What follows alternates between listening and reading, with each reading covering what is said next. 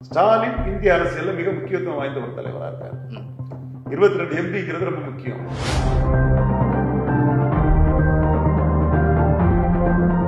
என்ன படிநிலை போனாலும் 18% கிறிஸ்தவ முஸ்லீம் வாக்குகள் எதிர்ப்பு வாக்குகளாக கொண்ட பாஜக கூட மு.க. ஸ்டாலின் கூட்டணி போக மாட்டார். ஸ்டாலின் போவாரு மாட்டார்கள் வேற விஷயம். ஆனா 8 எம்பி இருக்கக்கூடிய சரத்பவாருக்கு ஒரு முக்கியத்துவம் மோடி இருந்து கிடைக்கும். 22 எம்பி இருக்கக்கூடிய மு.க. ஸ்டாலினுக்கு ஒரு முக்கியத்துவம் கிடைக்குது. இம்பாக்டே இல்ல விஜய்க்கு, நத்திங். பட் அவரு 234 கேண்டிடேட் போட்டு பலத்தை நிரூபிச்சிட்டாருன்னா நிரூபிச்சிட்டாரையா பலம்னு நம்ம சொல்லுவோம்.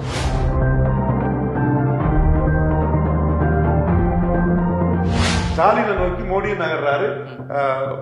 ஸ்டாலினை விட்டுறக்கூடாதுன்னு சோனியா காந்தி, ராகுல் காந்தி, பிரியங்கா காந்தி இவங்களும் நகர்றாங்க. கூட்டணி அரசியலுக்குள்ள திமுக போறதுக்கான வாய்ப்புகள் இல்லை. பட் காங்கிரஸுக்கு முக்கியத்துவத்தை அடிச்சு காங்கிரஸுக்கு ஸ்டாலின் தேவைங்கிறத மோடி நிறுத்திட்டாரு. அன்னைக்கு இருந்தது பாஜக கவர்மெண்ட், மெஜாரிட்டி கவர்மெண்ட். இன்னைக்கு இருக்கிறது மைனாரிட்டி கவர்மெண்ட். அப்போ திமுக கிட்ட ஒரு நல்லுறவை பேணி கூட இருக்கவங்கிட்ட கூட 22 மோடி பக்கத்துல ஒரு வழியில வந்தாலும் வந்துடும் ஒரு தோற்றத்தை காட்ட நினைப்பாரு மோடி. இந்த வீடியோவை உங்களுக்கு வழங்குபவர்கள் paces pay, secure digital payments with multiple features and great success rate. ஓகஸ் தமிழ் நேயர்களுக்கு வணக்கம். இன்றைய சந்திப்பில் நம்மோடு அரசியல் விமர்சகர், திறனாய்வாளர் திரு ரவீந்திரன் துரைசாமி அவர்கள். அவரை அன்போடு வரவேற்கிறோம். சார் வணக்கம். வணக்கம் திரவியம். சார், கலைஞர் நூற்றாண்டு நாணயம், கலைஞர் நூற்றாண்டு நிறைவு விழாவை ஒட்டி, நூற்றாண்டு நிறைவை ஒட்டி நமக்கு நாணயம் வெளியிடப்பட்டிருக்கிறது. இதுல விழா குறித்த பல்வேறு தகவல்கள் இருந்தாலும் கூட பாஜக திமுகவை நெருங்கி கொண்டிருக்கிறது அல்லது திமுக பாஜகவை நெருங்கி கொண்டிருக்கிறது அப்படிங்கிற மாதிரியான ஒரு விமர்சனங்கள் அல்லது விவாதங்கள் தொடர்ந்து நடைபெற்று கொண்டிருக்கிறது. உங்களுடைய பார்வையில் எதையும் எதிர்பார்க்காம மோடி நலனை மையமா வச்சு செயல்படக்கூடிய மோடிக்கு வெல்விஷர் சப்போர்ட்டர் 29 மோடி தனி மெஜாரிட்டி வரணும்னு பாடுபடக்கூடியவன் ரவீந்திரன் துரைசாமி. பெரும்பாலும் நம்ம கருத்து மோடி மத்தியில் எடுபடும். ஏன்னா நான் அவர் நம்பிக்கையாக சொல்றேன்னு அவர் உணர்வாரு. இப்போ இந்த அரசியல் என்னன்னா பிரிபோல் மெஜாரிட்டி கவர்மெண்ட் தான் என்டிஏ. ஆனா பாஜக 240 தான். அப்போ காலையில சாயங்காலம் எழுந்தனா நாயுடு அப்படி பண்ணுவாரு, நிதிஷ் இப்படி பண்ணுவாருன்னு வதந்திகளை இந்தியா ஃபுல்லா கரெக்டே இருக்கிறது. ஆகஸ்ட் 15 அரசு விழுன்னு பீகார்ல இருந்து நாம எமர்ஜென்சி ஆயிட்டு ஒரு முக்கிய தலைவரே சொன்னாரு. ஆனா இந்த கவர்மெண்ட் ஸ்டெடியா போகும்போது ஸ்டாலினுக்கு அந்த காயினை பண்ணி கொடுத்தா, ஸ்டாலினுக்கு ஒரு முக்கியத்துவம் கொடுத்து கலைஞர் நினைவிடத்துக்கு நம்பர் 2 ராஜ்நாத் சிங் வந்தா உடனே ஸ்டாலின் கூட்டணி வரமாட்டாரு. 18% கிறிஸ்தவ முஸ்லீம் ஓட்டு தான் ஒரு மெயின். வெற்றி கூட்டணி ஸ்டாலின் விட போறது இல்லை. பாத்தீங்களா, ராகுல் காந்திக்கு அந்த பாராட்டுக்கு, அன்பு சகோதரர் ராகுல் காந்திக்கு நம்ம இணைந்து செயல்படணும்னா அந்த இடத்துல தெளிவா இருக்கிறாரு. இதுதான் எடப்பாடி பழனிசாமிக்கு தெரியல, டெஸ்பரேட்டா இருக்கிறாரு, அது விரக்தியில இருக்கிறாரு எடப்பாடி பழனிசாமி. அதனால அவருக்கு இது தெரியல. ஸ்டாலின் தெளிவா தான் இருக்கிறாரு. ஸ்டாலின் இந்திய அரசியல்ல மிக முக்கியத்துவம் வாய்ந்த ஒரு தலைவராக இருக்காரு. 22 எம்பிங்கிறது ரொம்ப முக்கியம்.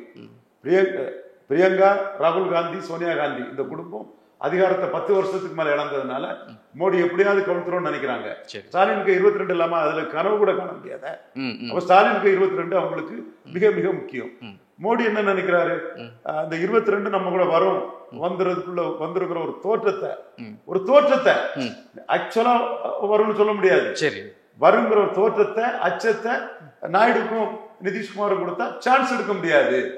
நம்ம போனோம்னா நீங்க சொல்றதே பாரு, மோடி அந்த தோற்றத்தை உருவாக்க முயற்சிக்கிறார் அப்படிங்கிறது உண்மைதானே? அந்த தோற்றத்தை மோடி உருவாக்க முயற்சி பண்றாரு, பாஜக உருவாக்க பண்றாங்க. இது மகாராஷ்டிரா எலெக்ஷன் பிறகு சரத்பவார்கிட்ட அதை உருவாக்க முயற்சி பண்ணுவாங்க. 8 சீட்டு சரத்பவாருக்கு இருக்கனால முயற்சி பண்ணுவாங்க. சகோதரி சுப்ரியா சூலே சிஎம் ஆகணும் கூட இன்னும் ஒரு கருத்து இருந்தது. RSSல நேஷனலிஸ்ட் கரப்ட் பார்ட்டிங்கிற ஒரு சூழ்நிலை சொல்லி சிவசேனாவோட தான் கூட்டணி போச்சு. இப்ப சிவசேனா எதிராக போன சூழ்நிலையில 8 எம்பி இருக்கக்கூடிய சுப்ரியா சூலேக்கு ஒரு முக்கியத்துவம் கொடுத்து சரத்பவாரையும் அந்த லெவல்ல ஒரு தோற்றத்தை உருவாக்குவாங்க. சரத்பவார் போறாரு மாட்டாருங்கிறது வேற விஷயம். ஸ்டாலின் போவாரு மாட்டாருங்கிறது வேற விஷயம். ஆனா 8 எம்பி இருக்கக்கூடிய சரத்பவாருக்கு ஒரு முக்கியத்துவம் மோடி இருந்து கிடைக்கும். 22 எம்பி இருக்கக்கூடிய மு.க. ஸ்டாலினுக்கு ஒரு முக்கியத்துவம் கிடைக்குது. கூந்தல் உள்ளவா அள்ளி முடிகிறா, மொட்டத்தலைக்கு என்னன்னு பழமொழி மாதிரிதான் காந்தாரியா எடப்பாடி பழனிசாமி அறிக்கை விடுறாரு. இது தேர்தல் கூட்டணி கிடையவே கிடையாது. தேர்தல் கூட்டணி வெற்றி பெற்ற திமுக, காங்கிரஸ், சிபிஎம், சிபிஐ, விடுதலை சிறுத்தை கூட்டணி தொடரும். வெற்றி பெறுவதோட அந்த கூட்டணி தொடரும். அவர் என்ன சொல்றாரு, நீங்க எடப்பாடி பழனிசாமியுடைய கேள்வி, அவர் தெளிவா ஒரு விஷயத்தை முன்வைக்கிறார். இதற்கு முன்பு அதிமுக விழா நடத்திருக்கு. அப்ப நாங்க மத்திய அரசுல இருந்து மத்திய அரசு அங்க வைத்த போது கூட நாங்க கூப்பிடலங்கிறார். ஒண்ணு. ரெண்டாவது என்ன சொல்றாரு அப்படின்னா, ஏன் ராகுல் காந்தி உங்களுடைய கூட்டணியில் இருக்கக்கூடிய இந்தியா கூட்டணியில் இருக்கக்கூடிய ராகுல் காந்திக்கு ஏன் அழைப்பு விடுக்கல அப்படிங்கிற ஒரு கேள்வியை முன்வைக்கிறாரு. இதெல்லாம் வச்சு பார்க்கின்ற பொழுது இவர்கள் கூட்டணிக்கான அந்த வேலையை செய்து கொண்டிருக்கிறார்கள் அப்படிங்கிற மாதிரியான குற்றச்சாட்டு வெளிப்படையா வைக்கிறார். பெரியார் சொன்ன பழமொழி மாதிரி தான் அது. பழமொழி கொஞ்சம் இதா இருக்கும். பெரியார் சொன்னதுதான் வேண்டாம். நீங்க ராகுலை நோக்கி வரமாட்டாரா ராகுல்னு ஆளா பறக்குறீங்க. அவங்க உங்களை நம்பி நாங்க டெபாசிட் இலக்காக வரணும், நாங்க ஸ்டாலின் தர்றது MP post, MLA post, Stalin கூடவே இருக்கும், ஸ்டாலின் ராஜ்நாத்தை கூப்பிட்டு ஃபங்க்ஷன் நடத்தினாலும் அதுக்கும் சிதம்பரமும் ராகுலும் வாழ்த்து தெரிவிச்சு அப்படியே இருப்போம்னு சொல்றாரு. ஒரு கொஞ்ச நாளைக்கு முன்ன சொன்னார்ல எடப்பாடி பழனிசாமி, திமுக கட்சிக்காரங்கள்லாம் அடிமையா, கூட்டணி கட்சிக்காரங்கள்லாம் அடிமை ஆயிட்டாங்கன்னு சொல்றாங்கல்ல, அதை நீங்க அறிக்கை விட்டா கூட உங்களை நம்பி நிற்கிறீங்க, 234க்கும் தனிச்சு நிற்கிறதுக்கு உங்களுக்கு தைரியம் இருக்கு, இப்படிதான் போய் ஆகணும் ரெட்டலையில, அவருக்கு வேற வழி கிடையாது, யாரும் கூட்டணிக்கு அவரோட போக மாட்டாங்க, அதை இப்பவே நீங்க சொன்னீங்கனாலும் கொஞ்சம் இமேஜ் இருக்கும். அதை விட்டுட்டு இலவகாத்த கிளியாட்டு காங்கிரஸ் நம்மகிட்ட வந்துருவாங்க, இதுல கோவப்பட்டுருவாங்கன்னா காங்கிரஸ் வர போறது இல்ல. ஏன்னா ஆல் இண்டியா பொலிட்டிக்ஸ்ல ஸ்டாலினுக்கு 22 ரொம்ப முக்கியம். ஸ்டாலின் மிகப்பெரிய இடத்துல இருக்கிறார். நம்ம பிடிக்குது பிடிக்கலங்கிறது வேற. மிகப்பெரிய உயரத்துல இருக்கிறார். எம்ஜிஆர், கலைஞர், ஜெயலலிதா இந்த உயரத்தை சென்ட்ரல் பொலிட்டிக்ஸ்ல அடையல. அந்த உயரத்துல இன்னைக்கு இருக்கிறாரு. காரணம் தொடர் வெற்றிகளும் 22 எம்பிக்களும் தான். இந்த கட்டத்துக்குள்ள அவர் தேர்தல் அலையன்ஸ்னா வெற்றி அலையன்ஸ் தாங்க சொல்லிட்டாரு. நீங்க சம்பந்தப்பட்டவன் பண்ண பிறகு உங்களுக்கு என்ன போச்சு? காங்கிரஸ்ல அதை பத்தி கவலைப்படணும். ஒருக்கா மோடியை ஜெயலலிதா அம்மையார் பதவியேற்புலாக அழைச்சாங்க. அப்போ 2011 அதிமுக கூட்டணியில இருந்தாரு. செங்கோட்டை அண்ணெல்லாம் உருவாக்குன அந்த கூட்டணி, அதுல ஜவஹர்லால் சகோதரர் 2 எம்எல்ஏட இருந்தாரு. மோடி வந்ததும் அதை பாய்காட் பண்ணிட்டு வெளியேறி போயிட்டாரு. அப்படி யாராவது திமுக கூட்டணியில இருந்து போக தயாரா இருக்காங்களா? இல்ல. டெல்லியிலையும் ஸ்டாலின் வேணும், சோனியா, ராகுல், பிரியங்காவுக்கு. தமிழ்நாட்டிலையும் அவங்க இல்லைன்னா 4% ஓட்டை வச்சு ஒன்றும் பண்ண முடியாது. என்ன ஆப்ஷன் இருக்குது? 4% ஓட்டு தென் மாவட்ட ஓட்டு, நாடார் சமுதாய ஓட்டு. எடப்பாடி நாடார் ஏரியாவில் 4%, 8%. அப்ப இவரோட போய் கூட்டணி போய் இவரை நம்பி போகவா முடியும்? ஒண்ணு. ரெண்டாவது, இதுல இப்போ ஸ்டாலினை மறைச்சுக்கிட்டோம்னா, ஸ்டாலின் மோடி சொல்றாரு இல்லையா ஒட்டுண்ணி காங்கிரஸ்ன்னு, அவரு 3வது அணிங்கிற மாதிரி ஒன்ன ஸ்கீம் பண்ணிட்டாருன்னா பண்ண போறதில்லை. மம்தாவை இழக்க வேண்டியது இருக்கும். ஏற்கனவே தனியா தான் இருக்கிறாங்க. இவரு மற்ற தேஜஸ்வி யாதவ், அகிலேஷ் யாதவ் இவங்கெல்லாம் 3வது அணி சொல்லும் போது காங்கிரஸ் என்டிஏக்கு மாற்று இந்தியா கூட்டணி ராகுல்ங்கிறத அடிபட்டு போகும். சோ சொல்லல, தோற்றம் இருக்கு. சரி, எல்லா வகையிலையும் காங்கிரஸுக்கு முக ஸ்டாலின் தேவை. இதுதான் உண்மை.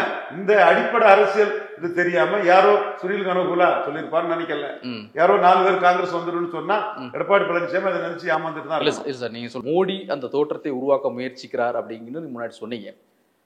அப்படின்னா இதுல திமுகவிற்கு ஒரு திட்டம் இருக்கிறது அப்படின்னு ஒரு குற்றச்சாட்டு வைக்கப்படுது. அப்படி அந்த மாதிரி ஒரு திட்டம் இருக்கா திமுக? திமுக அன்னைக்கு அவங்க ஏமாந்த இடம் கர்நாடகா வெற்றியை ராகுல் காந்திக்குன்னு கொடுத்தாங்க. அதனாலதான் செந்தில் பாலாஜி அதெல்லாம் உடனே வந்தது. இப்போ அன்னைக்கு இருந்தது பாஜக கவர்மெண்ட், மெஜாரிட்டி கவர்மெண்ட். இன்னைக்கு இருக்கிறது மைனாரிட்டி கவர்மெண்ட். அப்போ திமுக கிட்ட ஒரு நல்லுறவை பேணி கூட இருக்கவங்கிட்ட கூட 22 மோடி பக்கத்துல ஒரு வேளையில வந்தாலும் வந்துடும் ஒரு தோற்றத்தை காட்ட நினைப்பாரு மோடி. சோ அது திமுகவுக்கு ஒரு சாதகமான அம்சம். இதுல மத்திய அரசு மோதி ஸ்டாலின் பிரைம் மினிஸ்டர் ஆக போறதில்லை. அப்போ அவரு தன்னுடைய தமிழ்நாடு வெற்றிக்கு தான் ஒரு சிரமம் இல்லாம மத்திய அரசு நிதிகள் தனக்கு மத்திய அரசுல உள்ள ஏஜென்சி மூலமா இடவர்கள் இல்லாம பயணிக்கணும்னா இந்த இடத்துக்குள்ள இந்த மாதிரி பாஜக கூட்டி ஒரு விழா நடத்திக்கிட்டு போறது அவருக்கு கெயின்னு நினைக்கிறார். இது என்ன சொல்றாங்க சார் சில பார்வையாளர்கள், அல்லது படிப்படியா நடந்துகிட்டு இருக்குது. தேநீர் விருந்து ஆளுநர் தரப்புல அழைப்பு விடுக்கப்பட்டது, அதுல போய் கலந்து கொண்டது, அங்க இருக்கக்கூடிய பாஜகவில் அதுல கலந்து கொண்ட பாஜக தலைவர்களோடு பேசியது, அதற்கு அடுத்தபடியா இந்த நாணய வெளியீட்டு விழாவுக்கு மத்திய அமைச்சர் வருவது, அப்படின்னு சொல்லி ஸ்டெப் பை ஸ்டெப்பா ஒவ்வொரு படிநிலையா அது நடந்துகிட்டு இருக்கு அப்படிங்கிறது தான் அவங்களுடைய பார்வையா இருக்கு. என்ன படிநிலை போனாலும் 18% கிறிஸ்தவ முஸ்லீம் வாக்குகள் எதிர்ப்பு வாக்குகளாக கொண்ட பாஜக கூட மு க ஸ்டாலின் கூட்டணி போக மாட்டார். இந்த கூட்டணியை அப்படியே தொடர விரும்புவார். மிக மிக உறுதியா சொல்றேன், திமுக காங்கிரஸ் கூட்டணி தொடரும். அப்படியே ஒருவேளையில தொடர முடியாம போனாலும் அகில இந்திய அளவில் காங்கிரஸை காலி பண்ணி மூன்றாவது அணின்னு மம்தா பானர்ஜி, அகிலேஷ் யாதவ், தேஜஸ்வி யாதவ்னு இன்னொன்னுக்கு தான் ஸ்டாலின் போவாரே தவிர பாஜக கூட எலக்ட்ரல் அலையன்ஸ் போகவே மாட்டார். இன்ஷார்ட் திமுக காங்கிரஸ் கூட்டணி வெற்றி பெறதோட தொடருங்க. அதான் இதுல பல ஆப்ஷனும் பல முக்கியத்துவமும் ஸ்டாலினுக்கு தான் இருக்குது. ஸ்டாலினை சுத்தி தான் இந்த அரசியல். சோ இவரு சிதம்பரமே இதுக்கு ஆதரவு கொடுக்கும் போது கார்த்திக் சிதம்பரம் சும்மா அட்டென்ஷன் சீக்கிரா விளம்பரத்துக்கு ஏதாவது பேசிக்கலாம், அவ்வளவுதானே தவிர அந்த இதுல வேற எந்த மாற்றமும் இல்லை. இன்னைக்கு ஸ்டாலினை நோக்கி மோடியும் நகர்றாரு. ஸ்டாலினை விட்டுறக்கூடாதுன்னு சோனியா காந்தி, ராகுல் காந்தி, பிரியங்கா காந்தி இவங்களும் நகர்றாங்க. இதுதான் யதார்த்த உண்மை. இது உங்களுக்கு பிடிக்குது பிடிக்கல அதுக்கு நாம பொறுப்பாக முடியாது. அல்லது ஸ்டாலின் பாஜக கிட்ட பேசிடவே கூடாது அப்படின்னு நினைச்சு ஒரு பாஜக வந்துடக்கூடாது. திமுக செய்தி தொடர்பாளர்களே ஒவ்வொரு டைம் எடப்பாடி பார்க்கக்கூடிய ஆட்களே இருக்கிறாங்க. அவங்க வைத்தறிச்சலுக்கும் பொறாமைக்கெல்லாம் நாம பேர் சொல்ல முடியாது. ஸ்டாலின் இடம் பெருசு. 22 எம்பி கூட இருக்கிறாரு. தமிழ்நாட்டில் 3 வெற்றி தொடர் பெற்று இருக்கிறாரு. வெற்றி பெற்றவனுக்கு தான் மரியாதை. மைனாரிட்டி கவர்மெண்ட்ல 22 எம்பிக்கு மரியாதை. இதுதான் எல்லா நபருக்கும் காரணம். இதுல புதிய சக்திகள் வந்தா கூட இந்த கூட்டணியில எந்த பாதிப்பும் ஏற்படாது அப்படின்னு ஒரு உறுதியா சொல்ல முடியுமா? ப்ரூவ் பண்ணாத உங்களுக்கு என்ன ஓட்டு இருக்கு, உங்க கையில இல்லாத ஓட்டை நீங்க எப்படி டிரான்ஸ்பர் பண்ண முடியும்? விஜய் கூட தன்னை பெரிய சக்தியா நினைச்சிட்டு தான் கள்ளக்குறிச்சி சாராய சாவுக்கு போனாரு. தலைவானாங்க, எல்லாம் நடந்தது. அதுல முதல் காரியம் அங்க ஓட்டு பதிவு குறைஞ்சிருக்கணும். விஜயால இல்ல கூடிட்டு திமுகவுக்கு ஓட்டு பதிவு குறைஞ்சிருக்கணும். ஆளுங்கட்சிக்கு சாராய சாவுக்கு எதிராக தானே போனாரு. 25% கூடிட்டு அடுத்த கட்டம் நோட்டாவுக்கு ஓட்டு பதிவு அதிகரிச்சிருக்கணும். நோட்டாவும் குறைஞ்சிடுச்சு. அப்ப எந்த வகையில இம்பாக்டே இல்ல விஜய்க்கு, நத்திங். பட் அவரு 214 கேண்டிடேட் போட்டு பலத்தை நிரூபிச்சிட்டாருன்னா நிரூபிச்சிட்டாரையா பலம்னு நம்ம சொல்லுவோம். சீமானே விஜய் என்ன சொல்றாரு, தின மலர் இன்னைக்கு செய்தியை கரெக்டா போட்டிருக்கான். தினத்தந்தி நான் சொன்னேன், நிறுவனம் நாங்க கரெக்ட் பண்ணிடுறோம், எங்க ரிப்போர்ட்டை கேட்கறான்னு சொன்னாங்க, பாராட்டுக்கிறேன், ஆனஸ்டா போடணும். அவர் ஏன் தலைமையில கூட்டணிங்கிறாரு, தம்பி வந்தா பாத்துக்கலாம்னு சொல்றாரு. அப்போ பலம் நிரூபிக்காத அவரே விஜய்க்கு மிக குறைஞ்ச சீட்டு தான் கணக்கிட்டு வச்சிருக்கிறாரு. அப்போ பலம் நிரூபிக்காத ஒருத்தர் என்ன மாற்றத்தை ஏற்படுத்திட முடியும்? 2024 விஜய் அரசியல் தன்னம்பிக்கையற்ற கோழைத்தரமான அரசியல் ஆளுநர்களோட கருத்தை புறந்தள்ளி ஒரு பலத்தை நிரூபிச்சிருப்பாருன்னா அந்த அளவுக்கு இன்னைக்கு பிளேயரா இருக்கலாம். அது ஏயோ பியோ சியோ என்ன கிரேடு இருந்துட்டு போட்டு அதெல்லாம் நம்மள ஒருத்தர் குறைச்சு மதிப்பிட்டு பேச வேண்டிய அவசியம் இல்லை. அதே மாதிரி இப்ப 26 அவர் பலம் நிரூபிச்சாதான் பிளேயர். இல்லாத ஓட்ட அவரு யாருக்கு டிரான்ஸ்பர் பண்ணி விடுவாரு? அப்ப நீங்க விஜய்க்கு X% ஓட்டு, அஜித்துக்கு Y% ஓட்டு, சிவகார்த்தியனுக்கு Z% ஓட்டுன்னு எலெக்ஷன் கமிஷன் ஒத்துக்குமா? எடுத்தா தானே ஓட்டு. அப்ப இது அறிவின் மிக்க தராசு ஷியாம் போன்றவர்களே இதுல தவறளிக்கிறாங்கிறதான் என்னோட கருத்து. உங்களுக்கு ஒரு அரசியல் பார்வை இருக்கின்ற திரு தராசு ஷியாம் அவர்களுக்கும் ஒரு பார்வை இருக்கும்ல? கண்டிப்பா. ஷியாமண்ணன் நான் நிறைய படிச்சிருக்கிறேன். ஐ லேர்ன்ட் many things from ஷியாமண்ணன். இது பலம் நிரூபிக்காதவங்களுக்கு யாரும் கொடுக்க மாட்டாங்கிறது மீண்டும் அண்ணன் நான் சொல்றேன். ஜானகி பலம் நிரூபிக்காத சிவாஜி கொடுத்து சிவாஜி தொகுதிக்கு 4000-5000 ஓட்டு வாங்கி ஜானகியும் அரசியல் நிற்க முடியாம அடிபட்டு போனாங்க. பலம் நிரூபிக்காத ஏசி சண்முகத்துக்கு கலைஞர் 5 சீட்டு தான் கொடுத்தாரு. பலம் நிரூபிக்காத கண்ணப்பனுக்கு கலைஞர் 5 சீட்டு தான் கொடுத்தாரு. 2 பேரும் பெரிய கூட்டத்தை காட்டினாங்க. சோ பலம் நிரூபிச்சாதான் சக்தி. இப்போ கூட விஜய்க்கு ஒரு கட்சி எடப்பாடி 12 சீட்டு கொடுக்கிறாருன்னா விஷால் மன்றத்துக்கும் சீட்டு கொடுப்பாங்க, லாரன்ஸ் ராகவேந்திரா மன்றத்துக்கும் சீட்டு கொடுப்பாங்க. பட் எண்ணிக்கை ரொம்ப குறைவா இருக்கும். ஒரு அடையாள அரசியலுக்காக கொடுப்பாங்களே தவிர இப்ப விஜயகாந்த் பலம் நிரூபிச்சாரு, 41 சீட்டு ஜெயலலிதா கொடுத்தாங்க. பலம் நிரூபிக்காதுக்கு முன்னாடி மதிமுக வைகோ தான் மதிச்சாங்க. சோ பலம் தெரியாதவங்களுக்கு எல்லாம் மரியாதை கிடைக்கும்னா எல்லா நடிகர்களுக்கும் மரியாதை வந்துருமே. இன்னொரு பக்கம் திருப்பி நான் பின்னாடியே வரேன்.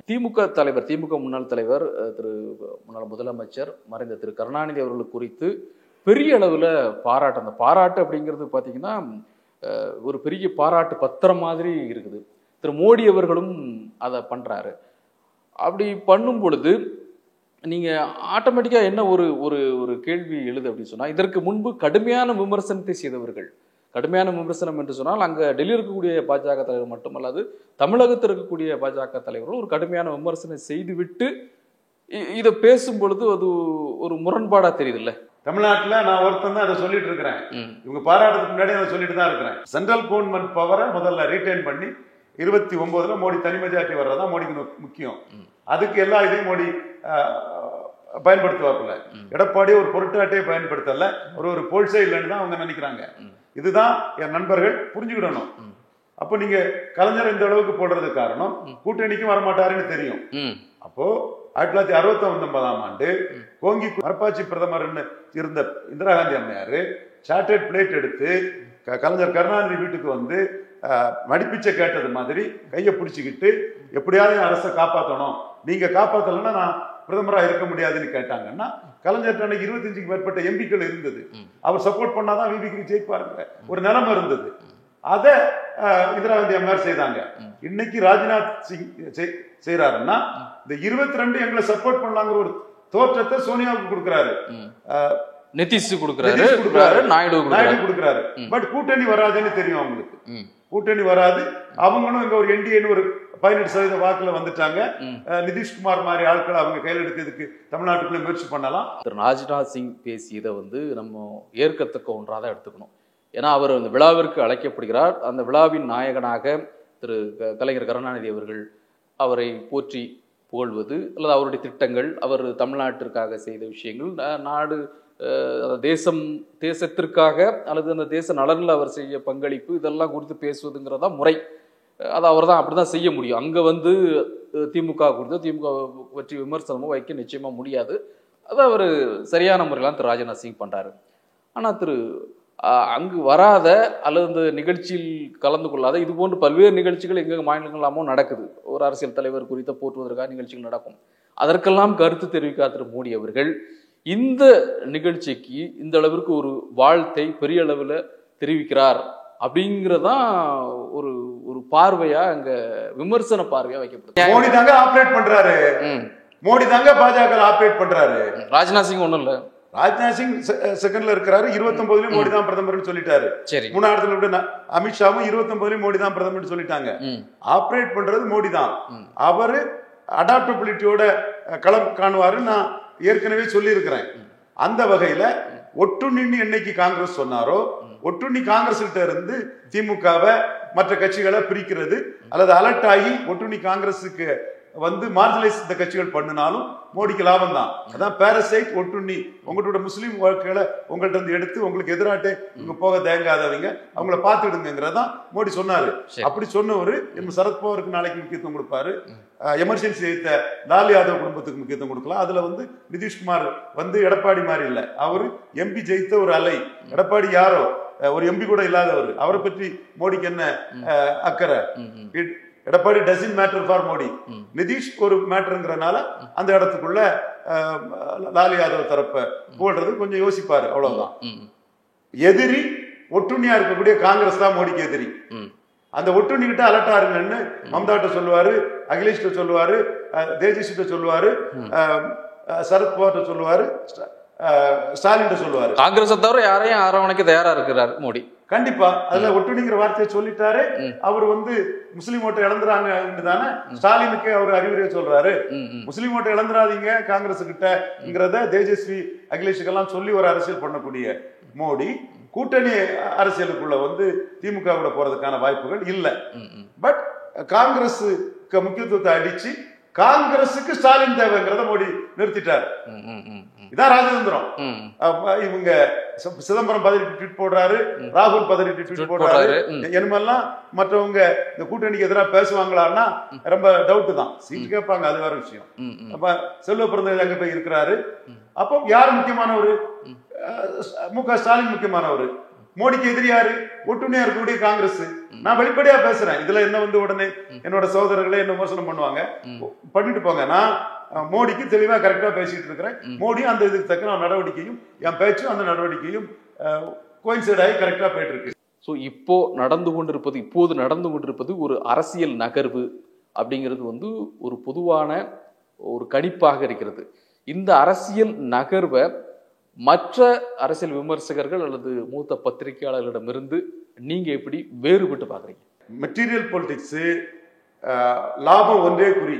சரி, இன்னைக்குள்ள மைனாரிட்டி கவர்மெண்ட்டுக்கு 22 எம்பி உள்ள ஸ்டாலினுக்கு ஒரு முக்கியத்துவம் கொடுக்கிறது. அவங்களுக்கு அரசியல் ரீதியா கவர்மெண்ட்டுக்கு ஸ்டெபிலிட்டிக்கு லாபம் தான். கவர்மெண்ட்டுக்கு ஸ்டெபிலிட்டிக்கு அது லாபம் தான். சரி. ஸ்டாலின் அதை பயன்படுத்திட்டு மத்திய அரசுல இருந்து வரக்கூடிய சூட்டை ஓரளவு குறைச்சிக்கலாம்.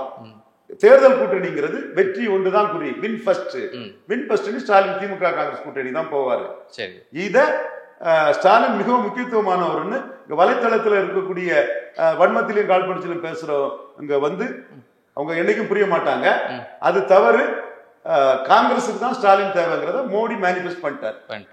இன்னொன்று நிறைவா அவங்ககிட்ட கேட்டு வரும்போது, இப்போ தலைமைச் செயலர் மாற்றம் அப்படிங்கிறது வந்து நிகழ்ந்திருக்கு. அது நிர்வாக ரீதியா நடக்கக்கூடிய ஒன்று தான். ஆனால் ஆளுநர் மாற்றம் விரைவில் நடக்க இருக்கிறது, மத்திய அரசு முடிவு எடுத்திருக்கிறது அப்படிங்கிற மாதிரி கேள்வி சில தகவல்கள் வந்து கொண்டிருக்கிறது. உங்களை பொறுத்தல அது உண்மைதானா? அதெல்லாம் சிலது நடக்கும், சிலது நடக்காது. நமக்கு கூட கேரளா கவர்மெண்ட் ஆரிஃப் முகமது கான் இங்க வந்து இவர் கேரளாவுக்கு போனா கரெக்டா இருக்குங்கிற ஒரு சஜஷன் கூட நமக்கு இருக்குது. அதெல்லாம் அவங்க வந்து இம்மிடியேட்டா அதை செய்வாங்கன்னு சொல்ல முடியாது. ஒரு சில நியாயமான விஷயங்களை செய்வாங்க. நிச்சயமா. மிக்க நன்றி. இந்த வீடியோ உங்களுக்கு பிடிச்சிருந்தா லைக் பண்ணுங்க, ஷேர் பண்ணுங்க, கமெண்ட் பண்ணுங்க. மறக்காம OH தமிழ் சேனலுக்கு சப்ஸ்கிரைப் பண்ணுங்க.